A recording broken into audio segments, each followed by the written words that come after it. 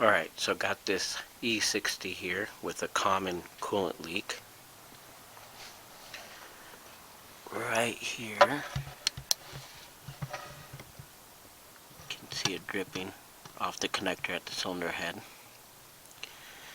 And it's made out of plastic, so we're going to upgrade it to this aluminum one.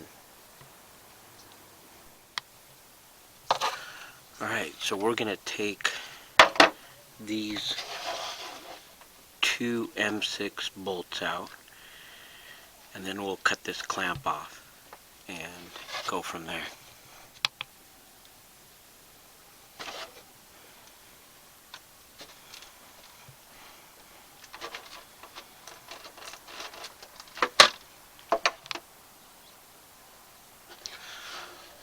Okay, so once you have the two bolts out, you can twist and pull this out, and you can see that it's broken off inside the cylinder head, so we're going to have to dig that out. Alright, so this short angled hose pick is what I like to use to pick out the broken piece. Okay, that's it. It fell down in there. Okay, and that's how the little broken ring looks that came off of that. Now this usually happens and the whole hose pops off while you're driving, and you end up overheating. Alright, now to get this clamp off, I like to cut it with a little rotary tool. Just a diagonal cut in there. And to get more room, I'll usually take this plastic clamp loose here so I can pull the hose up.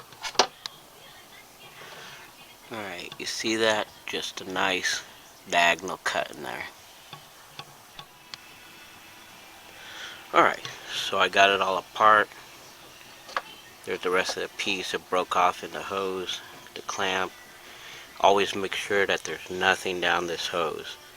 Otherwise you're going to have to take it out and shake it out.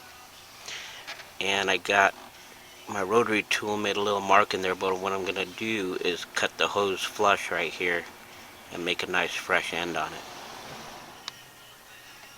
Alright, I've got a nice good end cut on that. And then for the cylinder head, you want to spray it down with some brake cleaner.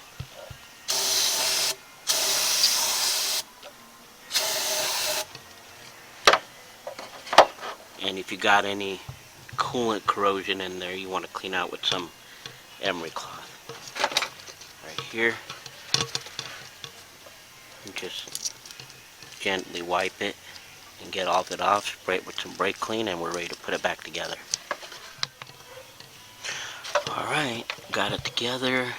I got a new worm gear style clamp on it, and I'm just going to put it dry. I put nothing on the O-ring.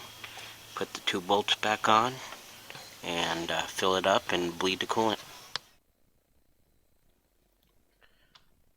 Okay, so you want to torque those two M6 to 8 Newton meters. I put them at 10 because I'm using an aluminum connector, but 8 Newton meters is the factory torque and it should be fine.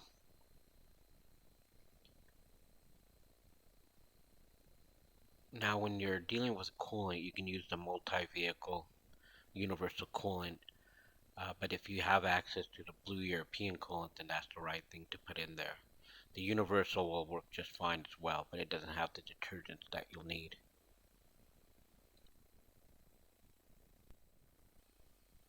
Okay, so now we're going to activate the coolant pump manually, and right here in the reservoir where I'm pointing the red laser pointer, there's a tiny orifice, and we're going to see a steady stream of coolant coming out of there while it's running the pump and blading it.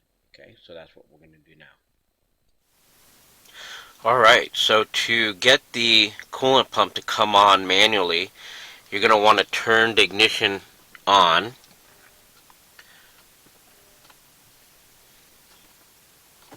Okay, and when it's on, when all the warning lights come on, you're going to want to turn the temperature to max and the blower to the minimum setting, and then you're going to want to press the accelerator pedal down for 10 seconds.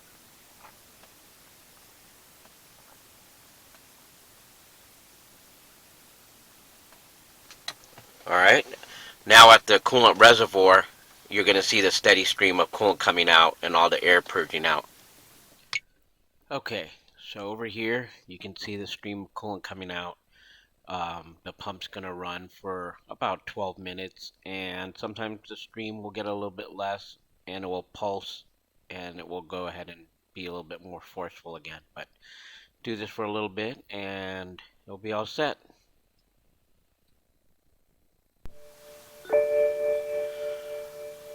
Alright, time to fire it up and see if it's going to overheat or run normal.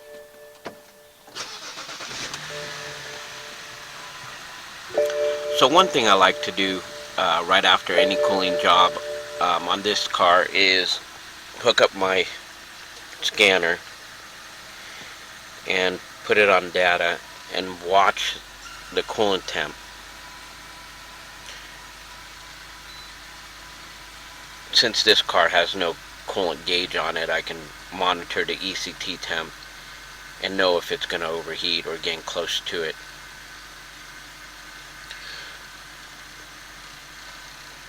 So let's see, it's around 24 degrees Celsius.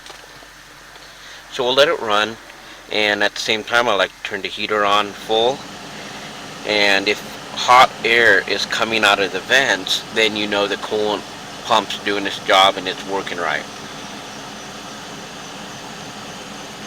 So I'm going to let this run a little bit and get up to operating temp, make sure the engine fans and everything comes on.